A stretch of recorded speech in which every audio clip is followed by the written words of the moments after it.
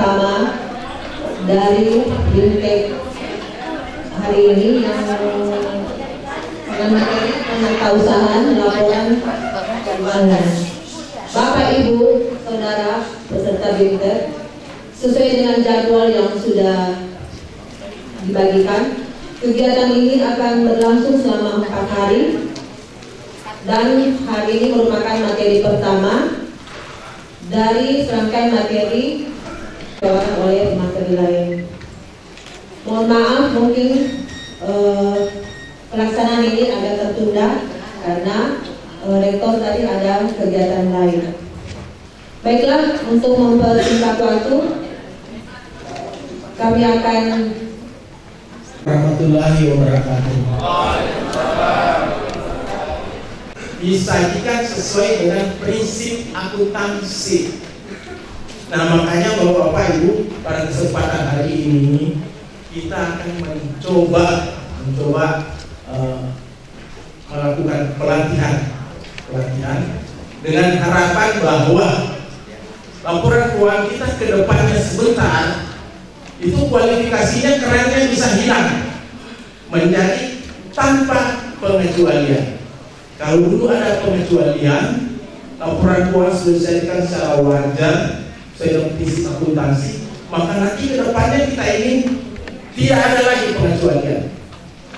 Nah, Bapak-bapak, Ibu-ibu, selama ini tadi saya berbicara dengan Pak Rektor, apapun kegiatan kita, apapun aktivitas kita, sebaik apapun aktivitas kita, baik itu operasional, tapi kalau laporan keuangannya kurang memuaskan, kayaknya ada yang kurang.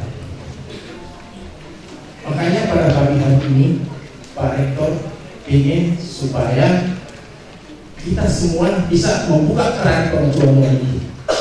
Dan terus terang, tanpa dukungan bapak-bapak dan ibu-ibu semua, tidak bisa kita opini. Dan saya kemukakan terus terang, dengan pelatihan ini kita harapkan sebentar siapapun yang akan mengaudit Universitas Tadulako, maka opininya akan unqualified opinion. Itu harapan Pak Rektor. Artinya bahwa laporan keuangan disajikan sudah tidak ada lagi pengecualian, sudah sesuai dengan prinsip akuntansi. Sekiranya saya pun yang ditunjuk, saya sudah bilang sama Pak Rektor, bukan karena saya yang laki, tapi saya akan menjunjung tinggi mahligai pengawasan. Apa mahligai pengawasan? Bagi saya, dari dulu di BPKP adalah kejujuran dan objektivitas. Jadi kalau memang kerannya masih seperti itu jangan harap, dan itu kita harapkan dari bapak-bapak dan ibu-ibu semua. Mudah-mudahan pada hari ini, setelah pelatihan ini, penyajian laporan keuangan kita akan lebih baik hari esok dibanding hari kemarin. Ya, itulah bapak-bapak prinsip dasar pelatihan kita ya. Nah, selanjutnya anak sama komputer. Kenapa itu muncul di situ? Bapak tahu anak-anak itu sebaik tahunnya tinggi, selalu lolos ke sana, tanya ke sini ya. Itu bapak-bapak, artinya di dalam pekerjaan jangan terpaku di satu pekerjaan saja.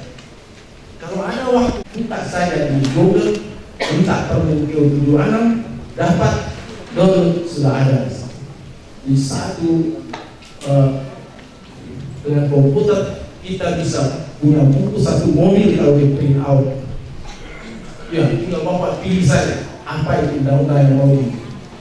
Nah, ini gambarannya bapak ya, itu pemanasan. Terus ini akan di atas. Bapak baca sendiri. Yang jadi pertanyaan saya, di antara bapak dan ibu-ibu, sudahkah bapak membaca apa yang ada di atas itu semuanya? Atau belum? Belum angkat tangan. Wow. Saya merasa sedih bapak kalau bapak mengatakan belum. Bapak ini kan petugas yang mengelola keuangan, mengelola persediaan, mengelola aset kita. Tapi kalau tidak tahu aturan mainnya, nah itu sudah kesedihan kita. Tapi belum terlambat bapak. Makanya saya bilang tadi, kalau Bapak ngerti IT, mulai sebentar buka, cari peraturan ini, Bapak download di komputer Bapak, baca di situ. Jadi kalau Bapak beli di toko buku, bisa jutaan di bawah Bapak keluar. Pulang Bapak bisa satu becak ini kalau beli semuanya. Toko buku ya. Selain itu uang berapa yang keluar? Tapi kalau Bapak paham IT, buka Google, ketik saya ini enter, muncul ya. Tinggal Bapak download saja, copy paste jalan, sudah selesai. Dengan satu flash disk segini Bapak bawa, semuanya ini sudah terangkum. Setiap saat Bapak bisa buka. Ya. Nah ini gambaran ini. Jadi saya harapkan Bapak Ibu mulai dari sekarang selesai pelatihan ini, tolong cari peraturan ini di Google, download ya. Dan kalau ada waktu senggang, Bapak buka, baca-baca. Lebih baik ini Bapak baca daripada main game di kantor. Ya. Kalau main game itu nilai tambahnya lain, memang dibutuhkan juga, tapi nilai tambahnya lain, bukan menambah ilmu, ya, menambah ilmu bukan. Jadi ini sedikit pemanasan ya. Tapi untuk dulu yang terpenting adalah Permenkeu 76. Ya. Masukkan ini, Bapak Ibu, sedikit pemahaman tambahan kepada Bapak bahwa kita itu setiap akhir periode itu adalah tugas BPK untuk melakukan pemeriksaan terhadap pengelolaan keuangan. Apa itu pemerintah pusat, pemerintah daerah, BUMN, BLUD, BLU, lembaga keuangan dan sebagainya. Nah, jenis pemeriksaan BPK itu Bapak lihat di atas ada 3. Ada yang namanya pemeriksaan keuangan, ada pemeriksaan kinerja, dan yang ketiga ada pemeriksaan dengan tujuan tertentu. Nah ini Bapak bertanya, apa sebenarnya perbedaan? Bentar saya jelaskan. Jadi Bapak Ibu, itulah tugas BPK. Tapi selain BPK, karena kemampuan BPK yang terbatas oleh undang-undang, bisa pemeriksaan untuk laporan keuangan bisa dilakukan oleh akuntan publik dengan catatan itu harus dilaporkan ke BPK. Itu ada Undang-Undang Nomor 15 tentang BPK. Nah inilah Bapak Ibu yang akan kita jelaskan, pemeriksaan keuangan, kinerja, dan pemeriksaan dengan tujuan tertentu. Nah kita lihat dengan pemeriksaan keuangan Bapak. Ini yang sering kita lakukan setiap akhir tahun. Kalau yang kita ngomong pemeriksaan keuangan, itu kalau bahasa Inggrisnya general audit, ya, itu tujuannya kita untuk meyakinkan bahwa laporan keuangan yang disajikan itu sudah dilakukan secara wajar sesuai dengan prinsip akuntansi. Jadi kalau laporan keuangan semua sudah disajikan secara wajar, itu no problem. Berarti nanti opininya bisa unqualified opinion kalau dia sudah secara wajar. Nanti juga kita jelaskan, ya. Saya jelaskan dulu apa ini laporan keuangan. Ya. Terus kita lihat pemeriksaan kinerja. Ya. Kalau pemeriksaan keuangan bisa opininya qualified, unqualified, bisa disclaimer, bisa no opinion. Tapi kalau pemeriksaan kinerja tidak ada opini. Ini biasanya kalau BPK masuknya di pertengahan tahun, misalnya kinerja. Apa sasarannya? Ya sasaran utamanya adalah untuk melihat efisiensi dan efektivitas operasional dari perusahaan. Selain itu juga kepatuhan terhadap peraturan perundang-undangan. Nah ini kita lihat kalau menyangkut masalah efisiensi itu kita contoh di sini. Biaya perjalanan dinas dan akomodasi 88%. dari 7 miliar menjadi 13 miliar. Nah, ini contoh ya, istilah kita evaluasi. Ini contoh bisa kinerja. Terus yang paling tinggi lagi, yang mana lagi kita lihat adalah menjadi 13. Bayangkan naiknya luar biasa. Ini bagi seorang manajemen sudah harus mengevaluasi tahun berikutnya harus seperti ini. Apakah memang ini bisa toleransi? Apakah ada kenaikan harga atau memang naiknya inefisiensi? Ini contoh ya perusahaan kinerja, dan kadang kita lewat di situ. Nah, kamu BPK masuk, ini yang begini teliti lagi, bukan lagi dokumennya yang tinggi-tinggi itu. Urusannya perjalanan dinas. Ini kan ada IT, bisa di email. Sedikit-sedikit Jakarta, sedikit-sedikit ya. Ini contoh ya, contoh aja. Ini gambaran. Nah, kita lihat lagi kembali lagi kami. Ya, gross profit on sales tahun 2013 dibanding tahun 2014 ada naik 1 miliar, naik 1 miliar, ya, atau naik 25%. Biasa kalau manajemen kita lihat dari segi naikkan gross profit on sales.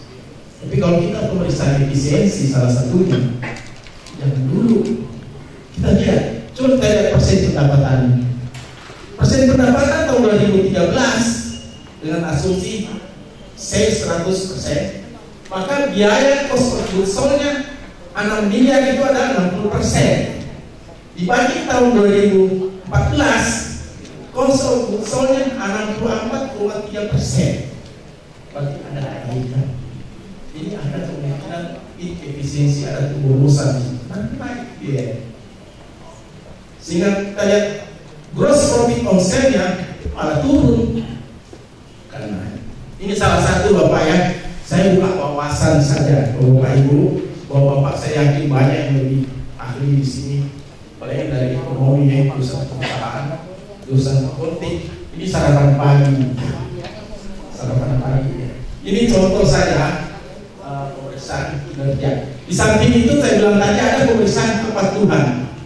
Kalau kepatuhan misalnya diungkap yang paling menyolok, pemeriksaan kas dari atasan ke bendahara penerima, seharusnya minimal sebulan sekali. Ternyata oleh atasan langsung tidak dilakukan. Kepatuhan. Contoh lain lagi, saldo kas maksimal yang ada di bendahara berapa Pak Ibu? Saldo kas maksimal yang harus ada di bendahara berapa besarnya? Ya, 50 juta ya. Ternyata masih ada juga yang menyimpan uang kas di atas 50 juta. Nah ini artinya kepatuhan, masuk kepatuhan. Paling sial lagi kalau sudah menyimpan di atas 50 juta, kejudian lagi. Ya, ya itu. Ini kan dampak dari www.baja.id. Setelah mendaftar, nanti dikonfirmasi melalui email apakah benar Bapak Ibu yang mendaftarkan untuk menggunakan fasilitas e-filing. Itu gunanya email. Dan yang jadi permasalahan ya, gunakan email asli. Walaupun nanti pelaporannya dilakukan oleh satu orang, tapi ditekankan email yang digunakan asli, karena ini digunakan terus-menerus setiap tahun. Jangan sampai tahun ini kita gunakan e-filing, tahun depan kita lupa password email yang kita gunakan untuk e-filing. Gunanya email apa? Selain untuk validasi, nanti tanda terima dan lain-lainnya itu masuk ke email. Jadi tanda terimanya udah nggak bentuk dalam kertas lagi, tapi langsung didaftarkan di email. Jadi suatu saat misalkan ada laporan LP2P dan laporan apapun yang membutuhkan tanda terima setiap tahunan, tinggal cek email aja, di situ ada. Diharapkan menggunakan email tomat, karena pengalaman sebelumnya ada kantor nih ya, dia menggunakan buat tinggal baru untuk semua karyawannya. Begitu pegawai tersebut tidak ada kesulitan dalam mengisikan tahun berikutnya, karena yang tahu passwordnya, yang tahu alamat jalannya ya cuma orang tersebut saja. Boleh digunakan yang isi satu orang, asalkan validitas emailnya benar. Seperti itu. Kalau misalkan ada yang ditanyakan, boleh bertanya. Iya, 15 menit. Baiklah, untuk sesi tanya jawab pertama ini kita persilakan untuk 3 penanya. Ya, kami silakan. Ya, disebutkan nama Pak ya. Yang pertama, materi seperti ini saya sebenarnya sudah 3 kali tidak salah saya terima junta. Kami bersama beberapa teman telah menerima e-filing, jadi sudah ada nomor dalam bentuk kertas piagam yang telah dicetak. Kami sudah memiliki kurang lebih kira-kira 2 tahun yang lalu. Namun sampai saat ini belum pernah, saya pribadi belum pernah menggunakan. Makanya tadi saya kaget kalau di situ dikatakan ada jangka waktu berlakunya, karena jangan-jangan saya punya ini sudah tidak bisa digunakan, hangus ya. Iya, tapi tadi Bapak sampaikan bahwa itu kalaupun diminta akan tetap sama.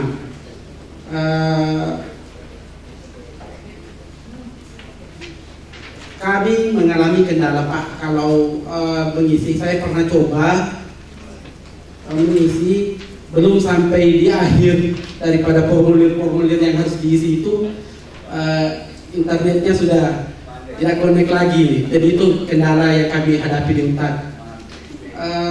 Kami bisa sarankan mungkin kalau pada bulan Maret, mengingat di UNTAD ini kurang lebih ada 2.000-an mungkin jumlah wajib pajak yang harus mengisi SPT tahunan pada mungkin bulan-bulan Maret biasanya.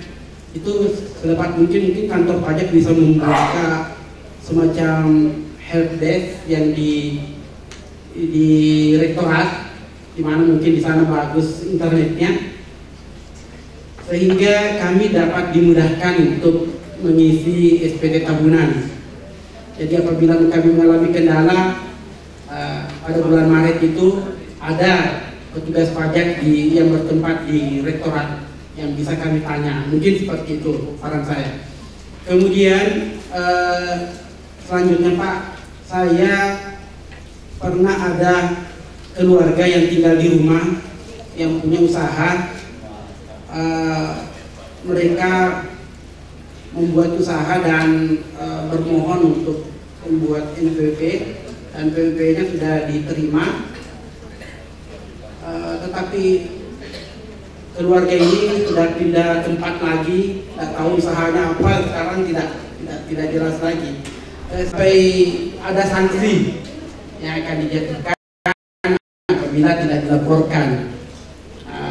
Tadi malam juga saya sempat cari dia punya kartu yang seperti ini, juga kami dapatkan di lemari ada. Jadi itu apa yang harus dilakukan kepada wajib pajak keluarga tadi itu. Itu Pak yang dapat kami sampaikan. Terima kasih. Assalamualaikum warahmatullahi wabarakatuh. Waalaikumsalam warahmatullahi wabarakatuh. Terima kasih kepada Pak Ibu. Kemudian untuk saya tanyakan adalah cara untuk mengontrol wajib pajak secara keseluruhan. Apakah kami klinik sebelah mana, ataupun seperti apa kami sebagai masyarakat biasa untuk mengontrol juga pihak pelayan pajak. Jangan wajib pajak saja yang dikontrol, kami juga punya kewajiban untuk mengontrol bapak-bapak sebagai pelayan pajak. Terima kasih. Terima kasih. Yang kami tanyakan di sini adalah wajib pajak. Nah, bagaimana sanksinya kalau misalnya pajak pajak mandiri, pajak perorangan yang tidak dilaporkan ke pajak, kemudian apa sanksinya? Karena selama ini kami selalu memberitahukan kepada Misalnya ada yang wajib pajak harus melaporkan pajaknya, tetapi tidak pernah melaporkan dan tidak pernah ada sanksi dari wajib pajak. Tidak pernah ada turun dari perpajakan bahwa oh kenapa kamu tidak membayar pajak, melaporkan pajak diri. Nah seperti itu. Kedua, kami juga selalu melaporkan wajib pajak yang SPT tahunan itu biasa kita bawa ke kantor pajak, karena dulunya kan belum ada di klip-klip itu dokong apa segala macam. Jadi dulu kan manual. Kami melaporkan tidak pernah juga diberikan itu tanda bukti pembayaran pajak, setoran pajak. Apakah siapa yang bersalah sebenarnya itu? Tolong dijelaskan Pak. Terima kasih. Permintaan untuk mengirim pegawai kami story update, kita nggak mengirim Pak. Tapi tahun ini kita mengadakan semacam kelas Pak, beberapa kali diminta. Jadi ada beberapa orang yang dikirimkan waktu itu sekitar 5 atau 6 orang, satu kelas, kelas Pak ya. Nah, satu orang itu menjelaskan teknis pengisiannya di depan langsung secara online. Nah, nanti 4 orang atau sisanya menyebar melihat prosesnya sudah sampai mana, sudah benar atau belum. Jadi masing-masing sudah siapkan KYP-nya, sudah siapkan emailnya, sudah siapkan bukti potongnya. Jadi pengisiannya serentak Pak, bareng seperti itu. Karena menurut kami hal ini lebih efektif daripada update. Karena secara langsung menunjukkan kepada wajib pajak bagaimana cara mengisinya. Pelan-pelan Pak waktu itu. Nah, cuma yang waktu itu kita sempat mengumpulkan satu untat perwakilan masing-masing fakultas, kemudian beberapa meminta tambahan lagi ya, ada yang hukum sama teknik meminta lebih lanjut untuk masing-masing fakultasnya seperti itu. Jadi satu fakultas di sini kita tetap sebagai pemateri isi secara langsung. Nah di belakangnya pegawainya semua seperti itu diisi secara langsung. Jadi dilihat apakah permasalahan bapak itu di mana, karena serentak Pak isinya. Apakah dia kendala di email, dia kendala nggak bisa masuk, NPWP-nya salah, bisa langsung kita tanggapi Pak. Oh NPWP bapak ini salah Pak, ternyata nomornya salah, atau NPWP-nya belum valid seperti itu, bagaimana dan lainnya. Di antara sekitar 1.000 pasang mata ini memiliki Android setidaknya. Berapa orang? Ternyata mayoritas kita sudah punya, cuma tidak pernah kita maksimalkan Bapak Ibu. Betapa tadi ini sebuah PC juga, ini sebuah komputer sebenarnya dengan fungsi yang lebih sederhana. Kenapa kemudian kita bila untuk update status senang, beli paket mahal-mahal, tapi tidak pernah kita maksimalkan ini untuk media pembelajaran misalnya, ataupun semacamnya, termasuk untuk online melaporkan pajaknya. Padahal ini bisa difungsikan. Jadi yang punya laptop, kalau ada wifi atau ada paket modem jalan. Tapi yang tidak, kalau pentingnya ini dibawa kemana-mana. Bahkan ini sudah menjadi sebuah kebutuhan. Tapi kita banyakkan hasil survei mengatakan bahwa penduduk Indonesia adalah nomor 2 terbesar pengguna FB dan nomor 1 terbesar pengguna WA. Berarti beli paket internet kan? Tapi untuk online yang lain nomor sekian. Jadi Pak, ini bisa dimanfaatkan Pak. Kalau memang ada masalah koneksi dan lain, berarti bisa Pak.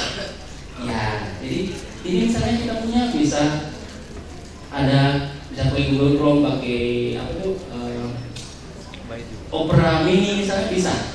Cuma tinggal maksimalkannya Pak. Apalagi kalau yang punya tablet ya. Harapannya ke depan punya kapsul juga. Kalau ada yang bikin. Nah itu semua bisa maksimalkan tanpa harus terkendala dengan masalah koneksinya jelek. Apalagi mati lampu ini. Kita coba tadi tidak ada sinyal. Jadi sebenarnya Bapak Ibu, Direktur Jenderal Pajak mencoba agar ke depan kebutuhan akan ini dengan melihat perkembangan kecanggihan teknologi sekarang itu bisa maksimalkan alat yang bisa online tanpa harus mesti menggunakan PC atau laptop, apalagi tentor. Ya belakang. Ya, padahal saya baru bilang gitu, saya mancing-mancing. Jadi intinya ini bisa dimaksimalkan sama Bapak Ibu. Ya, jadi kalau misalnya di fakultas saya putus, coba maksimalkan online. Dan itu Pak, kalau yang pada saat putus di balai tertentu masih bisa lanjut tanpa harus mulai dari awal. Itu. Terus masalah kedua, masalah dapat kiriman surat cinta ya. Ya, jadi keluarganya Pak Arifudin dapat kiriman surat cinta dari Direktur Jenderal Pajak dari Kantor Pelayanan Pajak Kota Palu yang intinya suruh tegur untuk melapor. Bagaimana itu? Intinya Pak, kisahnya itu ini mungkin sedikit menjawab pertanyaan dari Bapak di belakang tadi, bahwa pada saat sudah memiliki NPWP kewajiban jalan sebenarnya. Ya, kita di Kantor Pelayanan Pajak Palu itu anggotanya 80 pas Pak, 80 orang. Dan terkhusus lagi yang menangani per wajib pajaknya satu-satu itu orangnya adalah 23 orang. Dan memang begitu. Ya, termasuk juga untuk menangani satu untat yang kurang lebih 2000 karyawan itu kita ditunjuk 23 orang Pak, dan itu pun terpisah-pisah lagi. Misalnya ada yang tinggal di layanan, di lain itu penanggung jawabnya. Ada yang tinggal di Ujuna lagi dan lain-lain. Itu ya. Dulu, intinya pemberitahuan kah atau teguran kah atau himbauan? Kalau dia himbauan, berarti arahnya itu diminta untuk melaporkan. Ya, kalau dia isinya sudah teguran, berarti diperintahkan untuk dilaporkan. Kalau dia kemudian adalah himbauan atau pemberitahuan yang ini, misalnya kalau dasar ini himbauan untuk penggunaan keuangan perpajakan, berarti ini sudah mengarah pada yang diminta untuk laporkan, berarti perpajakan yang tidak lancar, maka mengarah ke situ. Nah, sekarang untuk yang surat beginian memang kita akui dan kita sadari bahwa tidak semuanya bisa terkirimkan, karena kita untuk menangani kurang lebih 120 wajib pajak tadi ada skala prioritas dulu. Ya, kalaupun misalnya ternyata sama Bapak Ibu ada misalnya tetangganya atau semacamnya yang menurut Bapak Ibu sudah layak dipajaki tapi tidak dijalankan dengan baik, tidak ada salahnya untuk kemudian diberikan informasi ke kami, dan informasi tersebut insya Allah akan kita expose, kita akan jadikan bahan dasar kami untuk kemudian meneliti lebih lanjut yang bersangkutan. Karena kembali lagi Bapak Ibu, 120.000 wajib pajak ditangani oleh 23 orang itu adalah suatu pekerjaan yang luar biasa, dan kami bukan Superman. Ya, tapi tanggung jawab kami adalah memastikan bahwa 1.300 miliar untuk wilayah kerja kami harus masuk sampai dengan 31 Desember. Maka tanggung jawab kita bersama adalah sebuah slogan berkata bahwa lunas pajaknya awas penggunaannya itu tidak keliru, malah itu adalah sebuah slogan yang bagus. Karena pada sisi kami itu fungsi untuk masuk uangnya, walaupun maksudnya bukan kami, tapi itu masuk ke bank, ke kas negara. Tapi fungsi pengawasan tentang bagaimana mekanisme belanjanya dan lain-lain itu adalah tanggung jawab kita semua. Bukan cuma tanggung jawab kami, tapi tanggung jawab kita semua secara itu. Ya. Kantor Pelayanan Pajak. Untuk hal itu, kalau memang Bapak Ibu misalnya ada oknum-oknum di pihak kami yang kemudian tidak melayani dengan baik, ataupun ya nanti kalau memang ada waktu itu bahasa gaib dan teman-temannya siap. Ada misalnya oknum di pihak kami yang tidak melayani Bapak Ibu dengan baik, maka ada medianya. Silahkan hubungi 1.500-200. Kalau dulu cuma 500-200, sekarang 1.500-200. Di mana bila menggunakan HP Bapak menelpon berarti 021-1.500-200. Silahkan laporkan ke Pak Raul tidak melayani saya dengan baik. Silahkan. Itu medianya Bapak Ibu. Atau kalau misalnya ada yang kemudian curhat-curhatan di blog, di FB, silahkan. Kami anggap itu sebagai cara untuk membangun Pak.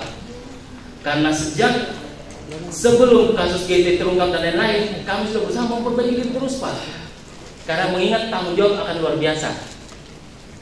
Nah, tinggal masalah sekarang fungsi kontrol itu antara kita juga.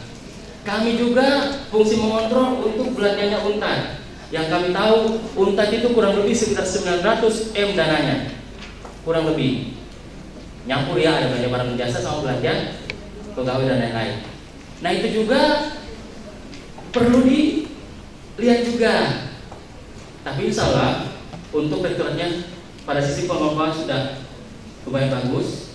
Tinggal sekarang bagaimana kita bersama nanti di bagian akhir sebentar tentang pelaporannya. Karena saya dapat masukan dari teman-teman di bagian rektorat bahwa dari fakultas masih belum mensupport mereka tentang belanja lakukan oleh fakultas. Sementara tanggung jawab nanti rektorat adalah melaporkan agar laporan pajaknya UNTAD tidak jadi kendala. Karena efeknya pada saat laporan pajak tidak masuk, yang jadi penanggung jawabnya bisa mana ya? Saya belum lihat. Paling tidak Bapak Ibu, kalau misalnya terlambat lapor, resikonya bisa kena 900.000 totalnya. PP 200.000, pasal 200.000, 23.000, pasal 4 ayat 200.000, dan PP 500.000. Itu, dan kena pribadi karena dianggap lalai. Dan juga bisa muncul tagihan 2% atas keterlambatan penyetoran. Jadi Bapak Ibu, untuk fungsi mengontrol kami ada medianya, silahkan ke 1.500. Nah kita juga ada juga. Kami yang 23 orang itu tugasnya untuk kemudian mengawasi balik apakah laporan yang jalan yang baik atau tidak. Pertanyaan ke Bapak Ibu, mayoritas wajib pajak orang pribadi yang mendaftar ke kami bukan karena kesadaran, tapi karena terpaksa. Betul, buktinya apa? Orang mengurus kredit baru minta NPWP. Orang mengurus karena mau beli mobil minta NPWP. Kalau tidak, sebentar ada pada materi saya ada sebentar yang akan menjadi semacam review bagi kita bersama bahwa ternyata begitu kenyataannya belakang. Ya. Jadi terus kemudian pada saat sudah ada NPWP bagaimana? Harusnya Pak, kalau kami secara aturan mainnya itu kalau mau dipaksakan pada saat mau daftar kita verifikasi dulu, teliti dulu apakah layak terima atau tidak, layak NPWP tidak. Tapi tidak bisa Pak. Karena mekanisme kami adalah kantor pelayanan pajak, bukan kantor pajak toh, tapi kantor pelayanan pajak. Berarti segala produk hukumnya ataupun produk-produk yang sebelumnya kami layani tanpa memandang apakah dia itu boleh atau tidak. Begitu Pak. Jadi kembali lagi juga masalah kemudian dia disakit tidak, kembali lagi Pak. Kita oleh Direktur Jakarta cuma dipatok 23 orang saja pengawasnya, tidak boleh lebih. Maka kita kembali lagi, boleh buat sedikit tebang pilih dulu yang mana kemudian yang masuk prioritas itu kita dahulukan. Termasuk yang sudah ada kiriman surat cinta dan lain semacam itu. Kita sudah melapor tapi tidak dikasih tanda terimanya. Apakah demikian Pak? Karena saya tahu kami untuk saat ini mulai pelaporan pajak 2014 tidak akan bergeser sebelum tanda terimanya kita kasihkan. Ya, kalaupun yang sebelumnya ada, kalau memang Bapak laporkan, insya Allah, kalau memang misalnya ternyata lapor kolektif, misal Pak ya, itu kalau memang sudah terekam bisa Pak kita cetak ulang tanda terimanya, bisa insya Allah. Tinggal nanti Bapak, kalau tidak salah di bagian akhir materi saya ada nomor saya, Bapak hubungi saya, Bapak SMS kan NPWP Bapak, kita akan coba kita akan cetak tanda terimanya. Kalau memang Bapak memerlukannya, begitu Pak. Jadi mungkin saya tambah puas nanti ada saya ditanyakan di lain waktu atau setelah kegiatan ini. Terima kasih, berhubung ini sudah jam 10:10 karena ini waktunya snack ya, karena snacknya sudah terbagi. Jadi kita sepakat untuk lanjutkan untuk materi berikutnya.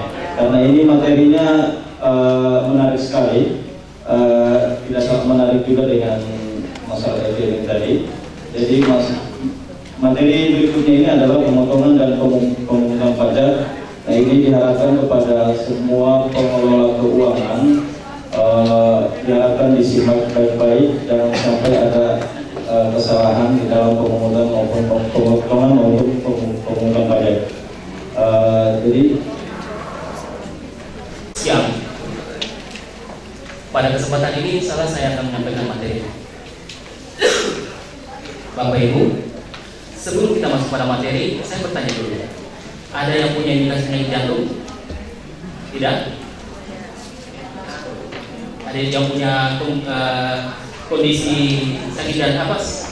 Terindikasi penyakit jantung? Tidak ya? Syukurlah, kan saya coba bertanya saudara.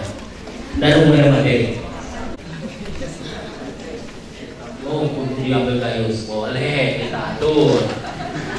Ya, yang lainnya. Sebelum kita lanjut, kita sepakat dulu. Bila misalnya ada yang menyatakan atau menanyakan, lebih bagus angkat tangan, lalu ungkapkan pernyataan Anda. Karena kecenderungannya, biasanya orang kalau antum muncul suara ramai, gitu.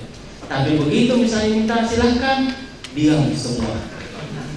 Seolah-olah menganut aliran kebatinan. Iya. Pada saat muncul pertanyaan sederhana, buat apa bayar pajak? Silakan yang menyatakan. Karena waktu kita cukup panjang sampai sore, kita buat jadi enak saja materi kita. Silakan. Wah, rupanya tidak pede semua ya. Padahal hadiah terkumpul dengan banyak. Banyak kaos. Ini khusus nih, satu-satunya di ruangan sini. Di ruangan sini.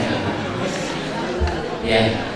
Jadi kalau saya Bapak Ibu ada yang dapat nanti, berarti atu-atunya sepuntat. Kecuali anak-anak MIPA kemarin. Oke, ada yang mau menyatakan? Berarti aliran kebatinan. Tidak pilih. Oh ada, mari Pak. Ini juga sangat penting karena pajak ini bagi pemerintah di Kumur sebenarnya diperuntukkan untuk rakyat juga untuk kesejahteraan rakyat seperti itu. Itu saja. Baik. Ini maka pertama.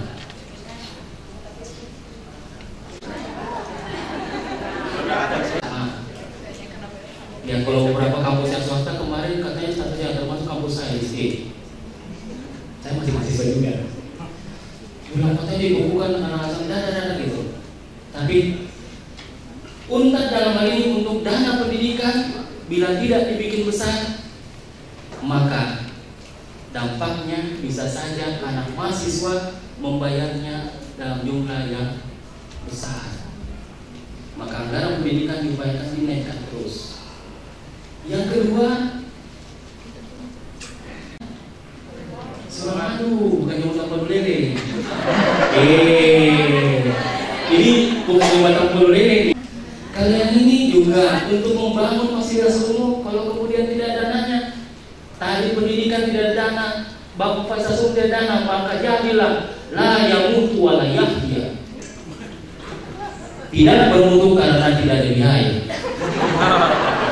Kira hidup pada tidak kelihatan, tidak bermutu karena tidak ada biaya. Lah yang mutu adalah ya.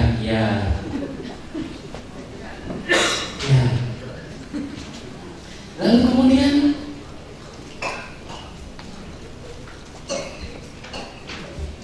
setiap tahun anggaran untuk subsidi BBM bukan yang pakai HP ya, tapi yang pakai foto 200T, bukan susu, bukan kopi, tapi teh. 200T berarti dimatematikkan 2 kali 10 pangkat berapa? 9 ya? Atau 11? Orang MIPA loh. Yang mana MIPA sini? 2 kali 10 pangkat 11 lah. Kalau 12 kan sudah bunyi ribu. 2 kali 10 pangkat 11 berarti itu nolnya buahnya. Kalau orang Jawa Tengah bilang tak. Kalau misalnya mohon maaf kalau ada yang Jawa Tengah sini ya, bukan bermaksud ini, tapi kalau misalnya itu sudah angka yang banyak atau sesuatu yang banyak, di huruf vokalnya dikasih banyak. Misalnya bilang 200T, wow, berarti itu saking banyaknya itu angkanya. Gitu. Saya lupa bilang di awal ya. Bilang saya rencananya ini hari materinya sampaikan 65 bahasa. Bahasa Indonesia sudah sebentar berlangsung ini. Bahasa Arab sudah dari tadi. Panjang saya awal yang bahasa Arab ya. Itu Assalamualaikum warahmatullahi wabarakatuh. Dan bahasa Inggris kalau saya sempat tahu. Mungkin juga bahasa Kaili kalau saya tahu juga. Dan sedikit bahasa Mandarin nanti Pak. Ya, paling tidak shit gitu ya. Ataupun yang cincai. Nah, 200 T. Dan kenyataannya 80% dari angka ini dihabiskan oleh, mohon maaf, orang-orang yang mempunyai mobil yang harusnya menggunakan, saya tak bilang, menggunakan BBM jenis RON yang lebih tinggi. Tapi karena mahal, walaupun sudah turun 500 perak ya, karena mahal akhirnya dia pakai premium. Terus karena malas dirawat, akhirnya 2 tahun kemudian mobilnya sudah batuk-batuk.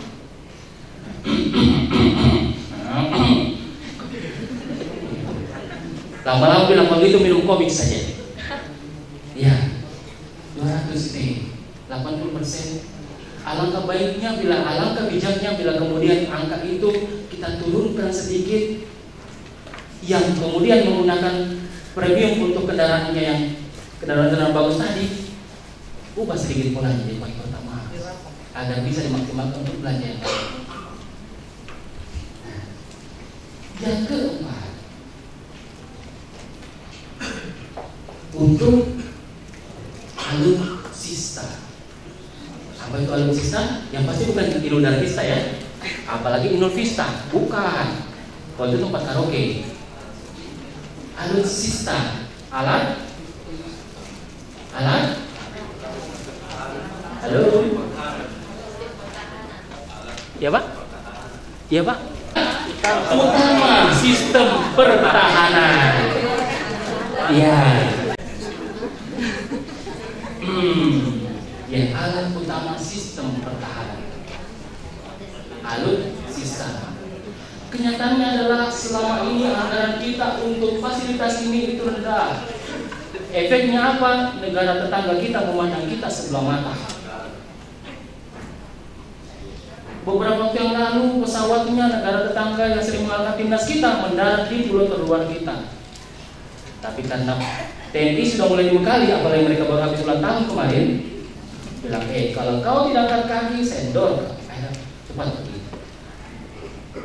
Maka gonjang ganjing waktu misalnya pemerintah mau beli, TNI mau beli tank Leopard, itu menurut saya kadang-kadang tidak perlu. Karena kalau memang anggarannya ada, beli saja sepanjang bermanfaat untuk kita semua. Tapi kalau memang tidak, ya tidak usah dulu. Nah, itu setidaknya 4 hal yang menjadi kenapa kita mesti peduli masalah pajak ini. Tapi kenyataannya Bapak Ibu, terjadilah hal sedemikian. Tunggu di sini sebentar dulu Pak ya. Halo. Oh Pak Dirjen. Sebentar. Don, tamunya diajak masuk. Bagaimana? Oh proyek itu untungnya cuma sedikit, ya sekitar 310 juta rupiah. Soalnya dalam menangani kasus kami selalu serius. Malah dari proyek sebelumnya bersih kami lumayan sekitar 700 juta rupiah. Ya begitulah kecil-kecilan. Memang ada rencana untuk proyek yang lebih besar. Taksiran keuntungan kami kira-kira 1,2 miliar. Dan dalam tahun ini saja sampai sekarang keuntungan kami kira-kira sekitar 3,5 miliar. Masih kecil Pak. Makanya kami menunggu proyek dari Bapak. Soal komisi bisa kita oh, pajak. Kami sudah menyediakan dana untuk pajak Pak. Makanya kami sengaja berkantor kecil-kecilan supaya tidak menyolong bagi petugas pajak. Betul Pak. Ya begitulah. Selamat siang. Terima kasih atas teleponnya Pak. Baik. Maaf, saudara lagi menunggu. biasa bisnis kecil-kecilan. Oh ya, saudara ada masalah apa ya? Saya dari kantor pajak, Pak.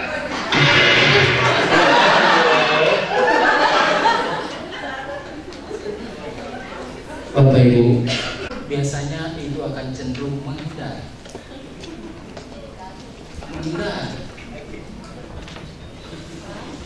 Bilang aduh Pak, ini karena El Nino belum sempat kita rugi kita Pak. Laporan keuangannya dibuat menjadi 3. Orang akuntansi udah tahu. Dibuat jadi 3. Ada yang untuk bank, ada untuk pajak, dan ada untuk internnya. Syukur-syukur kalau bikin 4 untuk karyawan. Untuk karyawan dan untuk pajak kurang lebih sama atau mirip. Maksudnya apa? Kalau untuk karyawan dan pajak cenderung dibikin kecil keuntungan. Untuk bank dibesar-besarkan supaya dapat kredit. Untuk internnya yang normal.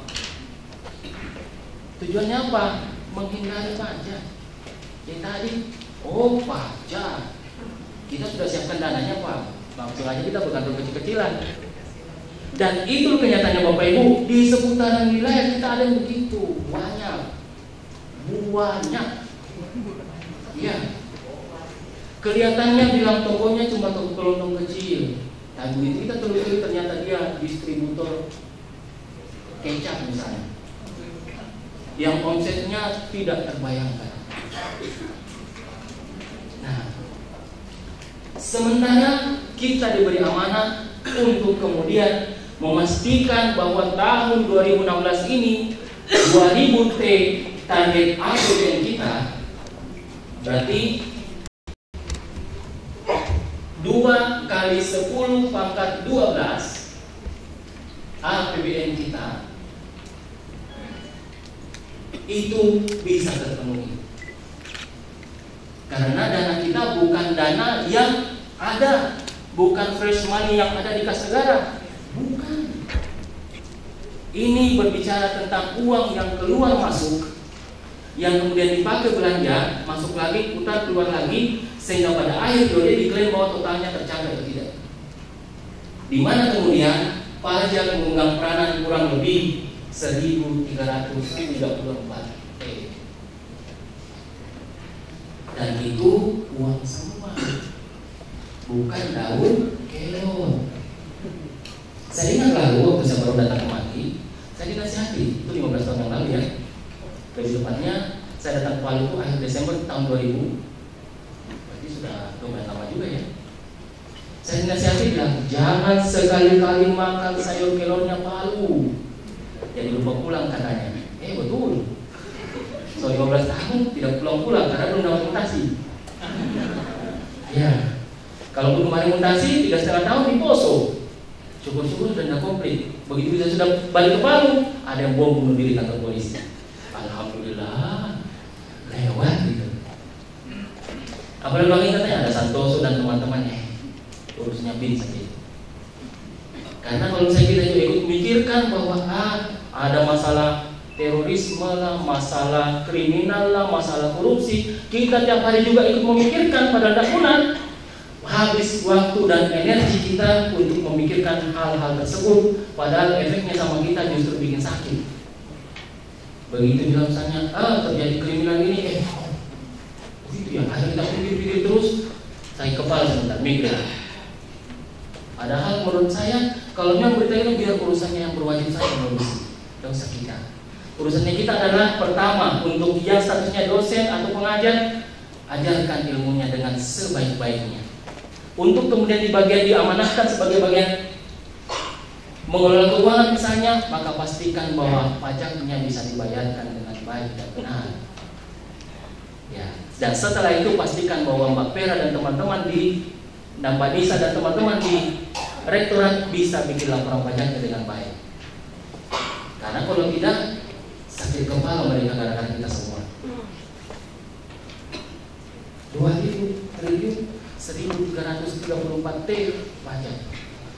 Dan kenyataannya karena kondisi keekonomian yang lagi gonjang-ganjing, sampai saat ini belum sampai 60% dari sasaran. Dan itu kemudian untuk 3 bulan terakhir ini menjadi tanggung jawab kita bersama agar itu bisa terrealisasi dengan baik.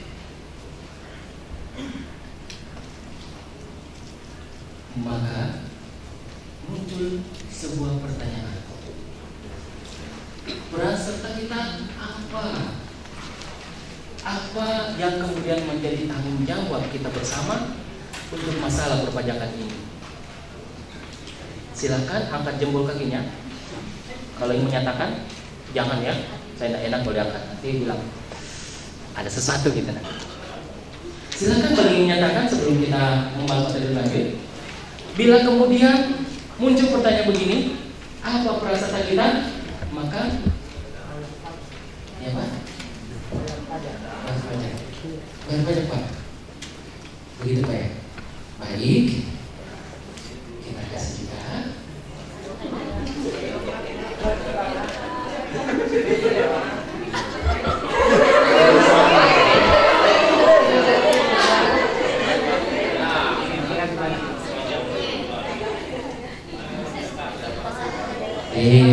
Ada dulu, silakan. Silahkan itu mahal loh. Mahal nilai keikhlasannya. Kalau mungkin mohon maaf kalau harga mungkin bisa saja tidak seberapa, tapi nilai keikhlasan dalam memberi itu akan berdampak psikologi bagi kita semua. Yang memberikan, yang menerima akan terjalin hubungan.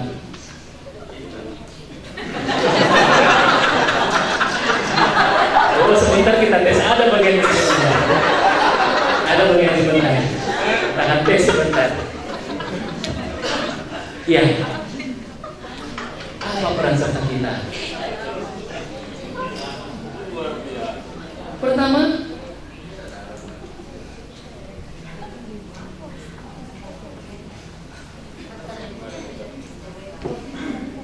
daftar NPWP. Kalau terdekat sudah untuk fakultas sudah usah bikin NPWP untuknya karena disatukan ke NPWP peran nanti. Tapi untuk masing-masing karyawan, kemarin data yang diberikan pada kami, database kepegawaian yang diberikan pada kami, dan untuk tentunya ada masih sekitar lebih dari 100 yang NPWP-nya belum dituliskan. Keyakinan kami selalu sudah terdaftar, cuma mungkin belum dikasihkan ke rektorat. Risikonya apa? Kalau tidak disampaikan ke rektorat dikenakan PPh 21 20% lebih tinggi. Tapi bukan kena 20%. Nah, ini bahasanya bisa membalik bolak-balik dulu ya. Dikenakan 20% lebih tinggi, tapi bukan kena 20%. Semoga Bapak Ibu yang basic keilmuannya sudah di atas rata-rata bisa mencerna yang saya maksudkan. Dikenakan 20% lebih tinggi, tapi bukan 20%. Ya, sebentar kita membahas. Maka pertama daftar NPWP, mendaftar. Kalau misalnya untuk orang pribadi berarti NPWP-nya itu untuk mendaftar fotokopi KTP sama fotokopi SK-nya. Dan kemudian isi formulir. Insya Allah tunggu nak kamu. Kalau misalnya Bapak Ibu juga ada yang sudah terdaftar tapi kartunya rusak atau hilang, SMS saya cetakkan ulang. Siap. Makanya saya simpankan nomor. Ada. Yang belum dapat materi begini, berarti belum tahu nomor saya. Karena ada, kita cari-cari saja, ada di belakang. Kecuali kalau sama panitia nggak dicetak ya, tapi ada gambar saya yang ganteng itu dengan nama saya dan nomor telepon saya. Ya, saya paling ganteng bagi istri saya ya, paling tidak. Iya. Transaksi yang pertama adalah transaksi yang diperlukan oleh penerbitan SPM atau SP2E LS. Uang. Jadi transaksi LS itu bendahara pengeluaran itu tidak menerima uang. Dia hanya menerima dokumen bahwa ada transaksi sekian. Kemudian transaksi kas ya, seperti transaksi kas itu ya, penerbitan SP persediaan penerbitan ganti uang persediaan, penerbitan tambahan uang persediaan, TUB, kemudian LS bendahara.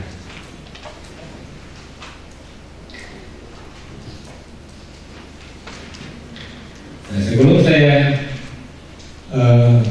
masuk ke sini, jadi ini adalah transaksi yang terkait dengan yang harus dilakukan oleh bendahara. Bendahara itu ketika pagu sudah disahkan, pagunya sudah ada, maka tugas bendahara yang pertama adalah melakukan rekapitulasi terhadap anggaran. Jadi berapa belanja untuk belanja barang dan jasa, berapa untuk belanja modal, 525115, 525 kemudian 52512, 52513. Jadi itu direkap, kemudian diinput ke dalam BKU. Jadi di BKU itu dibukukan di buku kas umum dan buku pengawasan mata anggaran kegiatan. Jadi ketika mereka menerima riba, RKA-nya, kalau Krisna itu RKA-nya, maka tugas bendahara yang pertama adalah melakukan rekapitulasi terhadap masing-masing jenis belanja, kemudian melakukan pembukuan di BKU. Di BKU itu sifatnya in-out, jadi di debit, kemudian di kredit besar jumlah, kemudian di buku pengawasan mata anggaran itu tidak debit. Jadi artinya apa? Nanti di situ Wasmak itu memberikan informasi kepada bendahara bahwa anggaran saya itu ada sekian, terdiri dari belanja barang jasa, belanja perjalanan dinas, belanja yang ada.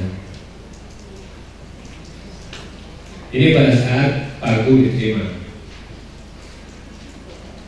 jadi lihat RKA-nya.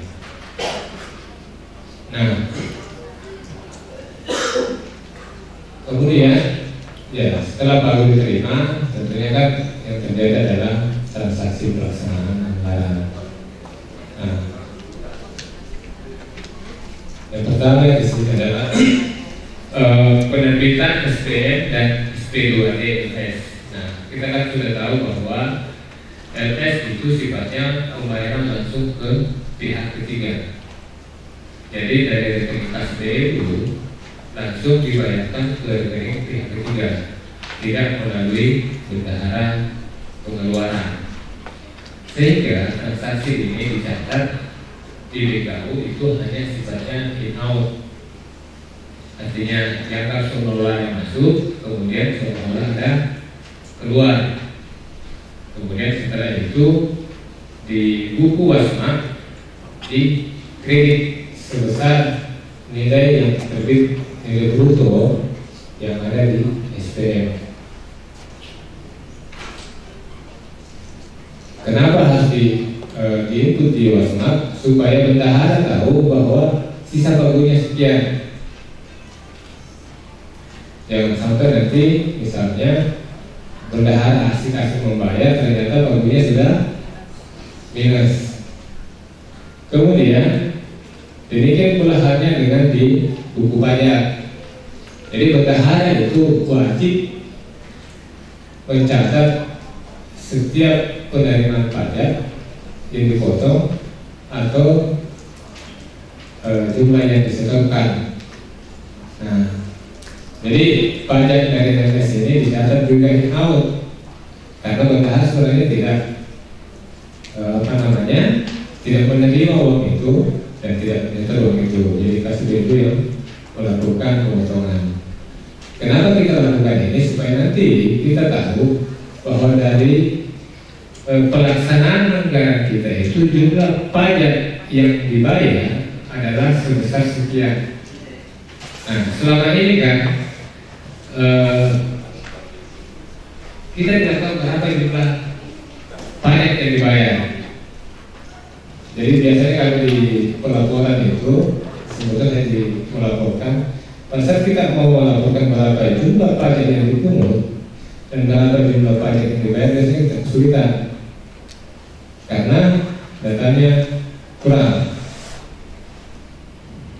Nah, jadi kalau misalnya ada orang pajak datang menagih ke kita, ya, itu tidak bisa menjelaskan berapa jumlah pajak yang sudah kita store ke kas negara. Nah, apalagi kan masalah 2 hari yang lalu, Bapak Ibu sudah menerima tentang masalah pajak. Kemudian, ya BPK. Jadi BPK menerbitkan SPP. Nah, setelah itu nanti disetujui oleh penerbit SPN, kemudian diterbitkan SP2D-nya. Nah, pada saat SPN diterbitkan atau SP2D sudah diterbitkan, maka bendahara pengelolaan itu menerima uang. Pada saat dia menerima uang, maka bendahara juga wajib untuk menatausahakan. Ibu beserta Bimtek Keuangan yang saya hormati, marilah kita ucapkan syukur kehadirat Allah Subhanahu wa Ta'ala yang telah memberikan kita nikmat sehat sehingga kita masih bisa berkumpul kembali mengikuti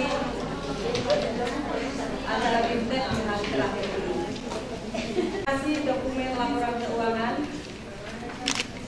yang akan disampaikan oleh Bapak Kepala Bagian Keuangan Universitas Tadulako, Bapak Dr. Haji Suprati. Kepada Bapak kami bersilakan. Bersemangat ini, karena saya tahu dari hari pertama, kedua, ketiga sangat padat materi, dan mudah-mudahan juga materi yang telah disajikan mulai dari awal sampai terakhir itu kita bisa terima dengan baik, supaya manfaatnya besar bagi kita, khususnya bagi lembaga kita Universitas Tadulako. Bapak Ibu sekalian yang saya hormati, hari ini adalah hari terakhir sebagaimana penjelasan saya kemarin. Tujuan kita, salah satu tujuan kita melaksanakan Bimtek ini dalam rangka untuk mewujudkan opini dari penilaian auditor eksternal, dalam hal ini kantor akuntan publik, terhadap kinerja BLU kita yang selama ini dalam berturut-turut kita telah mendapatkan opini BDP, dan harapan kita tahun depan ini 2018 untuk pengelolaan keuangan dan aset di tahun 2015. Assalamualaikum warahmatullahi wabarakatuh. Selamat sore, salam sejahtera bagi kita sekalian. Puji syukur senantiasa kita panjatkan kehadirat Allah Subhanahu wa Ta'ala, Tuhan yang Maha Esa. Sampai hari ini, hari terakhir Bimbingan Teknis Pengelolaan Keuangan Universitas Tadulako, Bapak Ibu dan kita semua masih dapat berkumpul di conference room, dan dalam rangka acara penutupan Bimbingan Teknis Pengelolaan Keuangan pada sore hari ini, kita akan ikuti bersama sambutan yang akan disampaikan oleh Wakil Rektor Bidang Umum dan Keuangan Universitas Tadulako, sekaligus menutup secara resmi acara Bimbingan Teknis Pengelolaan Keuangan Universitas Tadulako pada sore hari ini. Yang kami hormati Bapak Profesor Dr. Insinyur Mahfud MP.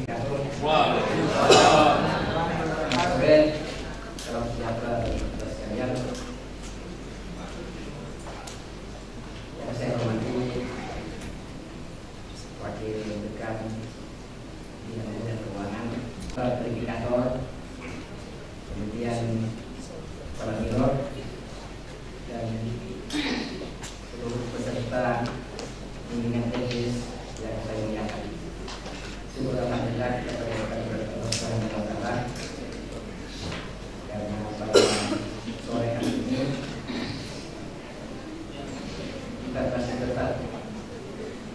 hadir di tempat ini selama kurang lebih 4 hari adalah melaksanakan kegiatan yang sangat penting bagi kita yang terkait dengan pengelolaan keuangan dan aset.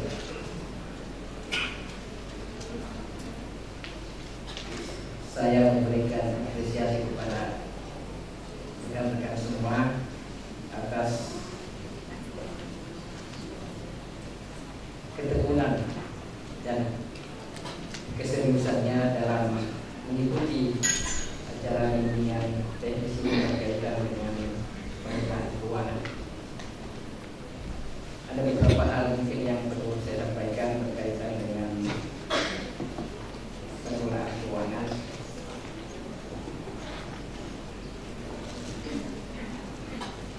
Hari Sabtu kemarin, Sekretaris Kementerian Sekjen itu mengemail kepada seluruh rektor se-Indonesia bahwa pada hari Senin itu Menteri dan Sekjen diundang oleh Komisi 10 berkaitan dengan daya serap BPJS.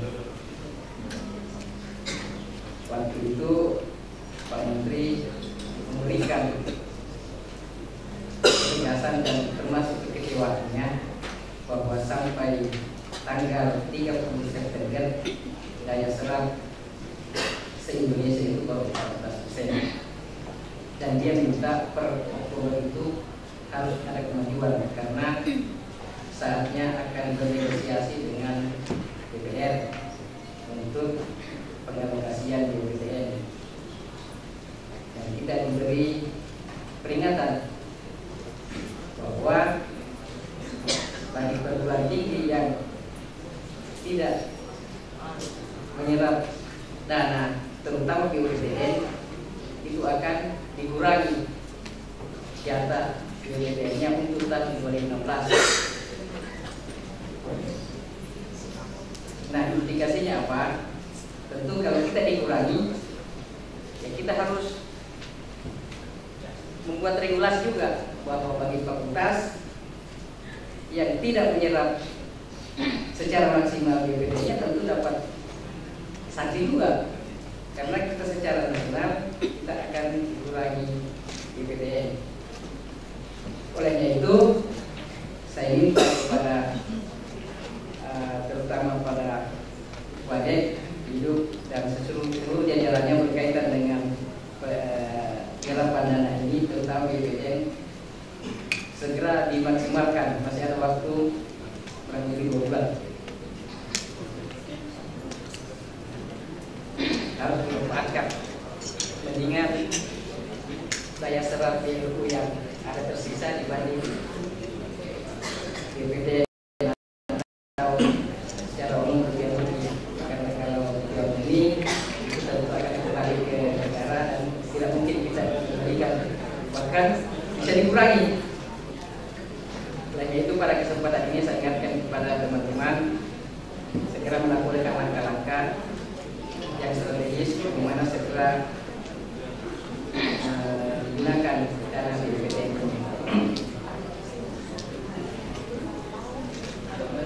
Yang kedua berkaitan dengan pemanfaatan aset.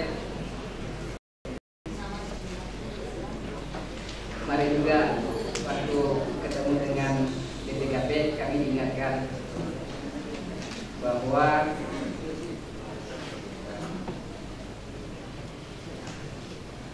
dalam hal pemanfaatan aset itu, terutama dalam pengadaan jasa, itu harus